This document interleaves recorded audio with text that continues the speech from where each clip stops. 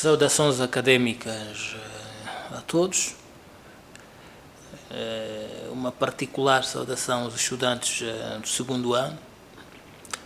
Pensamos nós termos condições para darmos sequência às nossas aulas e desde já dizer que hoje vamos começar por falar sobre as fontes do direito, tal chamada Fons Iuris, portanto, fontes do direito. Mas antes que comecemos a tratar disto, vamos fazer uma breve repristinação, uma breve recapitulação. Isto anda a cair. Uma breve recapitulação sobre o que até o momento fomos dando. Portanto, nós estamos em direito civil e na parte gnosiológica ou conceitual, começamos pelo conceito de direito civil, âmbito e conteúdo. Falamos igualmente do direito subjetivo e direito objetivo. Então depois começamos particularmente a falar do direito objetivo. Falamos da summa divisio, direito objetivo e direito subjetivo, o direito privado e direito público, e falamos do alcance prático desta divisão. Falamos do objeto do direito civil e fundamentamos porque é que o direito civil, no âmbito dos ramos do direito, é tido por direito privado comum. Por hoje, então, nós vamos começar a ver matérias ligadas às fontes. Bom, começar por clarificar que este conceito fonte é um conceito importado, na verdade metafórico, não é?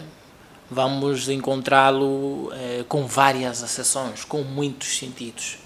Mas fons do latim significa fonte, origem. E isto aplicado para o nosso âmbito, o que queremos traduzir é como é que as normas jurídicas são criadas, como é que as normas jurídicas se manifestam e como é que as normas jurídicas podem ser ou devem ser conhecidas. Bom, a resposta pode variar das fontes do direito, pode variar consoante o âmbito em que estejamos. E nós, concretamente, estaremos no âmbito do ordenamento jurídico nacional, ou seja, do ordenamento jurídico interno. Modo de criação e manifestação das normas jurídicas dentro de um Estado e não no quadro do direito internacional. Porquê? Porque se tivermos que falar no quadro do direito internacional público, as fontes podem ser outras. As fontes vão desde os contratos, as convenções internacionais, até o costume. Mas nós estaremos a falar propriamente do direito interno. No quadro do direito interno, ainda assim, continuamos a sustentar que antes que cheguemos ao conceito rigoroso de fonte do direito, comecemos por clarificar então as várias acessões que a doutrina nos fornece sobre fontes. No fundo, queremos dizer que temos aqui uma espécie de pluridimensionalidade conceitual, em termos também de sentidos, que podemos encontrar de fontes. Numa primeira abordagem, nós podemos falar de fonte em sentido histórico. Quando falamos de fonte em sentido histórico, no fundo, queremos recorrer à história de um determinado ordenamento jurídico. Ou seja, o que queremos é trazer a ideia de que, para a criação do Código Civil, sendo mais concreto e prático, qual foi o ordenamento jurídico inspirador? Ou seja, tivemos que ordenamento como base para a criação do nosso Código Civil. Ali depois começam a questão de que família jurídica nós pertencemos. Né? Romano-germânica, Common Law, direito indo, direito muçulmano. Portanto, nós fazemos parte de que família jurídica? Ponto de partida para respondermos à nossa fonte em sentido histórico. Nós somos romanos-germânicos. Portanto, a nossa fonte de inspiração é o direito romano. Então, historicamente, se nós estamos a falar de coordenadas históricas de um determinado ordenamento, temos que recuar no tempo e ver que ordenamento jurídico nos serviu de base para a criação do nosso ordenamento jurídico. E nós já sabemos que é o romano e é o germânico. Por quê? Porque em algum momento vamos depois lá para frente, quando estivermos a falar sobre as codificações, perceber que o BGB alemão, que o Código Civil alemão, teve muita influência para a criação do nosso Código Civil. Portanto, então, no fundo, o que vai ser fonte de direito em sentido histórico? A fonte do direito em sentido histórico é todo o ordenamento jurídico que serviu de base para a criação, para o nascimento de um determinado ordenamento jurídico. E é a este propósito que a gente pode dizer que o direito romano é a base para a criação do direito português. O direito português é a base do nascimento do direito angolano. Portanto, disto que não restem dúvidas. Só para terem ideia, o indivíduo pega no Código Civil que a gente diz angolano, no seu artigo 1º, depois vamos para o artigo 1º do Código Civil português, uma clara, não sei se é fonte de inspiração, mas chamaríamos mais honestamente uma cópia religiosa, entre aspas. Pronto. Mas pelo menos chegamos a perceber que, em sentido histórico, nós temos de ter um contacto com um ordenamento jurídico que nos antecedeu, do qual nos inspiramos para a criação do nosso. Bom, então, ali a história. Temos aquelas coordenadas, não é? Tempo, homem, espaço. Depois temos uma outra seção. Temos um outro sentido, que é o sentido instrumental. Bom, o sentido instrumental, basta que pensemos na palavra instrumento. Instrumento é um meio de que nos servimos para trabalhar.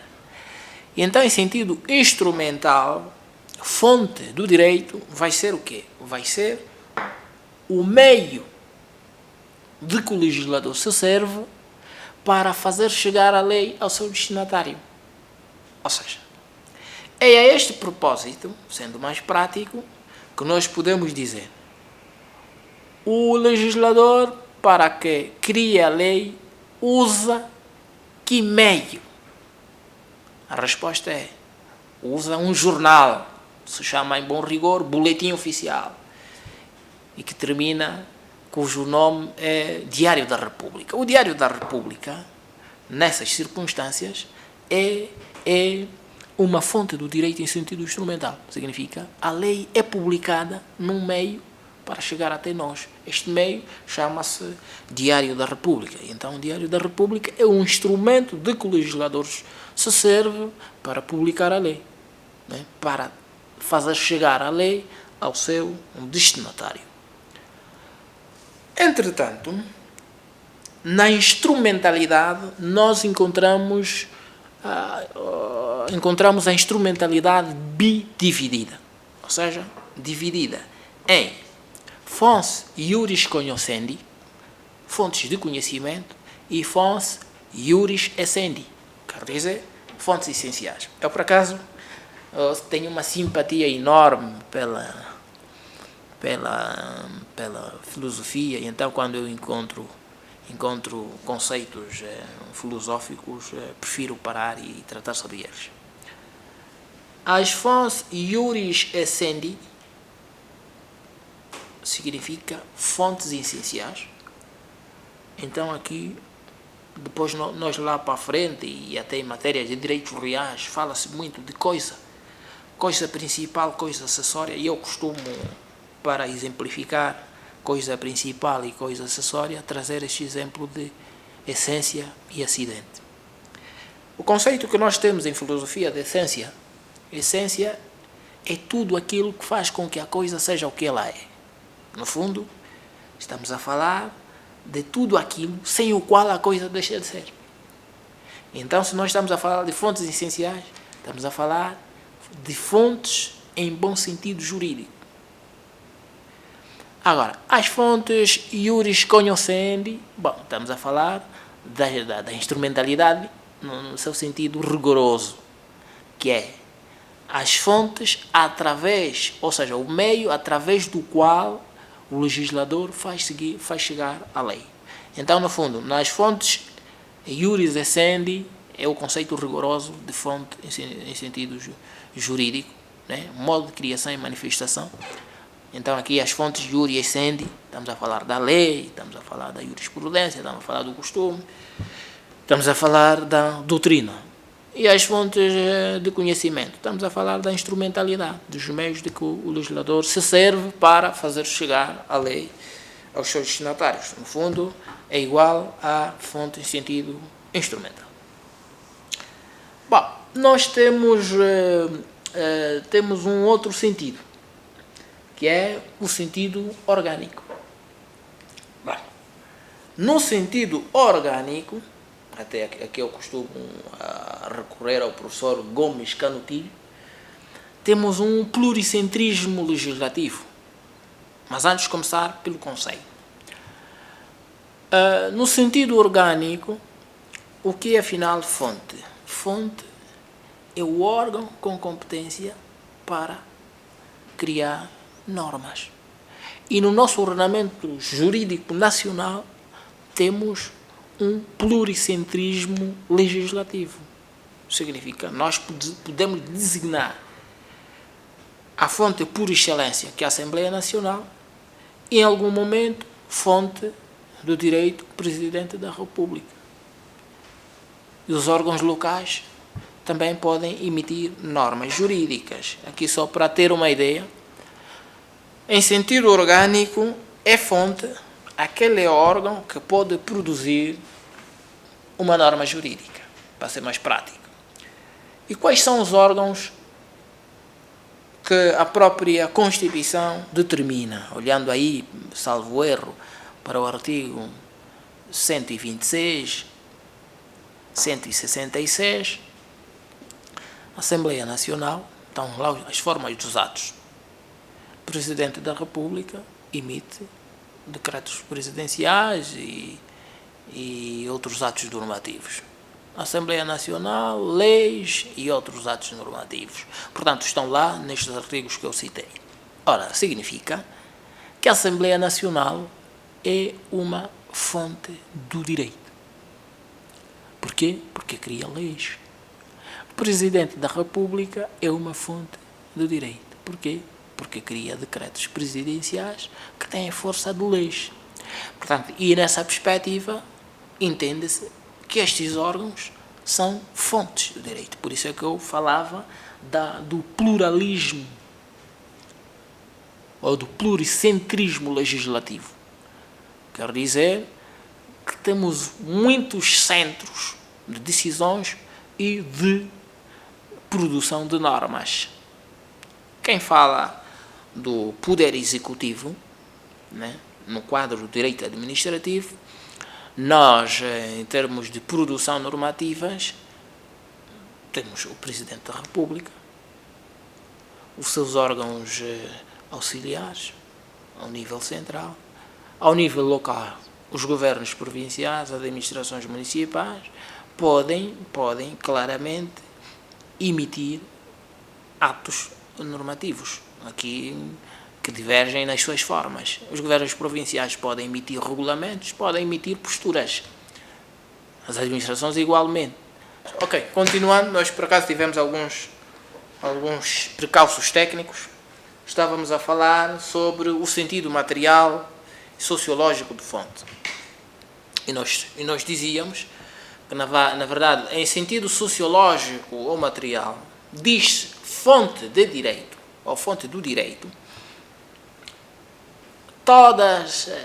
todos aqueles factos sociais fenómenos sociológicos que constituem fundamento para a criação e nascimento de uma determinada norma jurídica.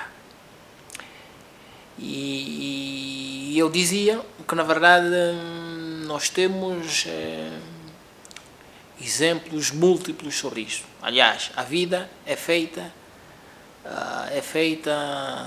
em sociedade, na sociedade e para a sociedade, e por isso todas as normas que surjam são causadas em algum momento,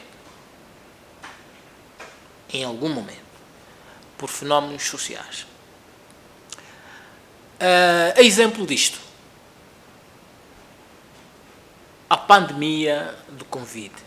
Portanto, esta pandemia trouxe até exceção constitucional.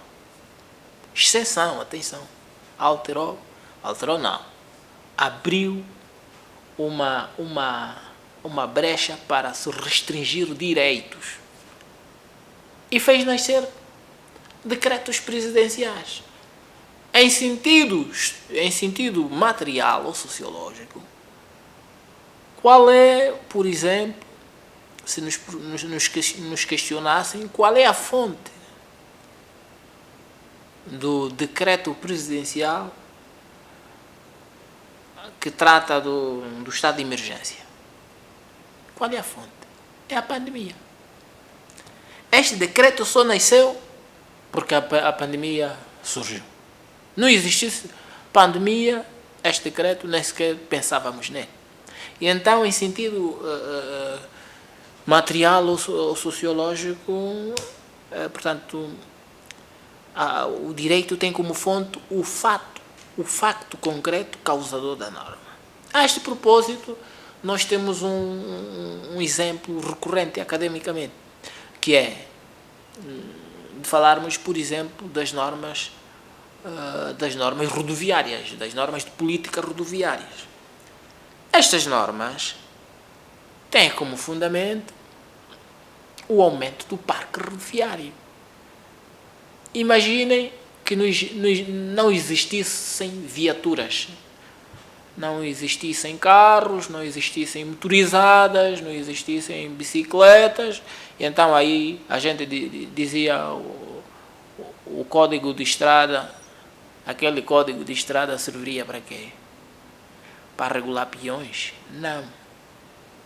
Regular peões, nós, por acaso, em algum momento vamos vendo alguns a chocarem frontalmente, mas aquilo era preciso chamar um psicanalista, um psicólogo forense, porque ia até um especializado em ótica, que é para ver porque é que ele não está a ver bem. Agora, código de estrada é mesmo para viaturas e sobretudo para viaturas. Pronto. Era uma parte. Entretanto, conseguimos perceber que em sentido sociológico ou material, a fonte do direito é o facto. Portanto, o direito reside no facto. Manifesta-se e é criado tendo como causa o facto. Agora, nós temos para fechar, e é o sentido que mais nos interessa, em sentido técnico-jurídico, que é o último, em sentido técnico-jurídico ou dogmático.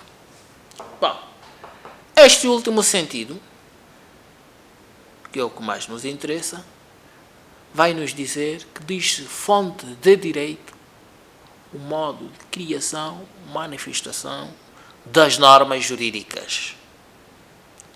Forma como se manifestam, como se criam as normas jurídicas, é que se chama fonte de direito. Portanto, este é o sentido mais rigoroso e é o sentido por nós adotado. Ok.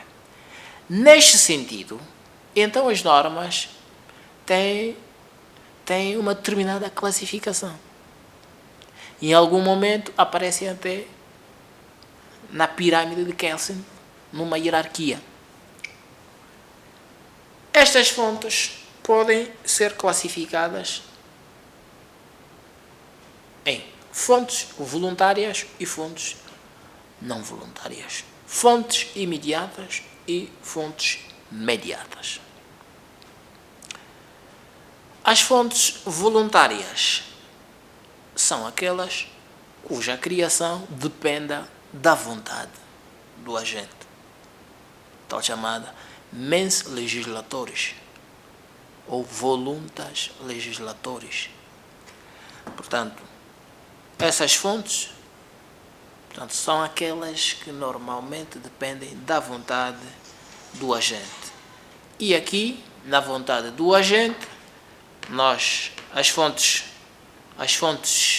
voluntárias temos a indicar a própria lei, a jurisprudência, em algum momento a doutrina. Portanto, estes aparecem como fontes que são criadas olhando para o espírito e contextualizando o espírito com a realidade. As fontes não voluntárias são aquelas que existem independentemente da vontade de quem legisla. É preferível dizer legislar que criar leis, porque nós que temos alguma dependência e alguma paixão pela escola histórica, ali vamos encontrar autores que vão dizer que o legislador não deve criar leis, o legislador deve se limitar a escrevê-las. Porquê? Porque ele deve ir até a realidade, a comunidade, ver o modo de vida, o clima, né? O tal chamado modus vivendi, e dali voltar para o gabinete e depois é que deve escrever. Agora, criar leis é um pouco mais artificial. Pronto. E então, destas fontes que designamos serem não voluntárias, temos a indicar o costume e, em algum momento, os princípios fundamentais. Entretanto, o jurista austríaco Hans Kelsen, e com bastante razão, e até porque é com ele que nós andamos muito, nos inspiramos nele, Hans Kelsen e Savigny entendem que nós, ao falarmos das fontes do direito, não podemos simplesmente falar da lei, jurisprudência, costume e doutrina. Não. Temos que começar porque quando falamos da lei, nós estamos a falar necessariamente da Constituição. Então, Savigny entende que temos que começar pela lei fundamental. Norma normarum, a norma das normas, que é a Constituição. É sempre bom, mesmo naquelas circunstâncias onde se reconhece a Constituição, críticos começam a aparecer a dizer que o legislador anda mal quando diz que o costume é válido quando não contraria a lei. Não, devia dizer quando não contraria a Constituição e a lei, eventualmente. Então a Constituição é a fonte de todas as normas, pois que toda e qualquer norma infraconstitucional que contrarie uma vírgula sequer da Constituição é tida por ineficaz, em algum momento, noutro por inexistente. Por quê? Porque a Constituição, usando o princípio da unidade do sistema, a Constituição ou as normas infraconstitucionais devem estar de acordo com a Constituição. Então, no capítulo das fontes, a Constituição está no topo da hierarquia. Ora, esta classificação das fontes imediatas e imediatas, fontes voluntárias e não voluntárias, nós dizíamos que as fontes voluntárias são a Constituição e a lei. Nós temos a doutrina e a jurisprudência. As fontes não voluntárias, temos o costume.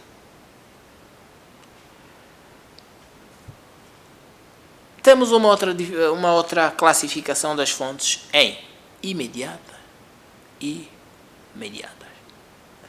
Portanto, as fontes imediatas são aquelas que por si só produzem efeitos e vinculam. E criam leis. Criam normas jurídicas. Enquanto que as fontes mediatas são aquelas que por si só não vinculam, passam por um processo de reconhecimento, só depois disto é que se transformam em fontes de direito. Nas fontes imediatas, nós temos a lei, no fundo, a Constituição, a lei. Nas fontes mediatas, nós temos as demais. Bom, agora, é algo discutível. Por quê? Porque entende-se, portanto, eu estou a falar numa perspectiva de Kelsen. Porque numa perspectiva do direito nacional, o que temos no Código Civil é que a fonte imediata do direito é a lei. É a lei. E o costume. Agora, ao abrigo da nossa Constituição, penso ser o artigo 7º. Por quê? Porque no ordenamento nacional, o ordenamento jurídico nacional, o ordenamento jurídico angolano, nós agora temos duas fontes imediatas, a lei e o costume. As demais são fontes imediatas. Bom, dito isto, penso que estaríamos em condições de fazermos uma espécie de paralelismo, não de forma, mas um paralelismo objetivo entre o que se pode então ver qual é a relação, qual o relacionamento que existe entre estas duas fontes essenciais que nós consideramos imediatas, a lei e o costume.